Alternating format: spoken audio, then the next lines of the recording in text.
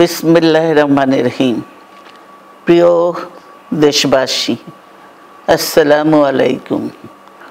রক্তস্নাত July August 1 বছর পর আমাদের মাঝে ফিরে এসেছে। দীর্ঘ 16 বছর ফ্যাসিস্টদের নির্মম অত্যাচার, নির্যাতন, গ্রেফতার, হত্যা, খুনের মাধ্যমে গণতন্ত্রকে ধ্বংস করে এবং একদলীয় শাসন ব্যবস্থা চিরস্থায়ী করতে চেয়েছিল আওয়ামী শাসক গোষ্ঠী। ছাত্র জনতার সম্মিলিত অভ্যুত্থানের মধ্যে দিয়ে ফ্যাসিবাদদের পতন ঘটেছে। সুযোগ সৃষ্টি হয়েছে নতুন করে বাংলাদেশকে গড়বার। এই আন্দোলনে যারা শহীদ হয়েছেন তাদের জানাচ্ছি আন্তরিক শ্রদ্ধা, আহতদের সমবেদনা।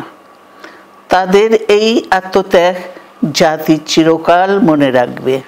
গুম, খুন, বিচার বহির্ভূত হত্যার শিকার যারা হয়েছেন তাদের তালিকা প্রস্তুত করতে হবে।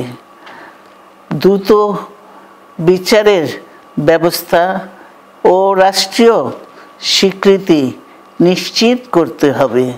প্রতিটি পরিবারের সম্মানজনক পুনর্বাসন ও নিরাপদ ভবিষ্যৎ নিশ্চিত করতে হবে।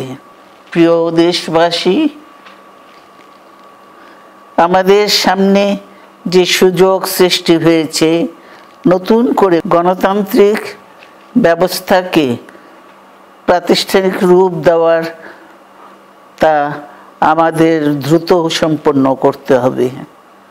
কর্মসংস্থান সৃষ্টি করতে হবে, জনগণের নিরাপত্তা নিশ্চিত করতে হবে।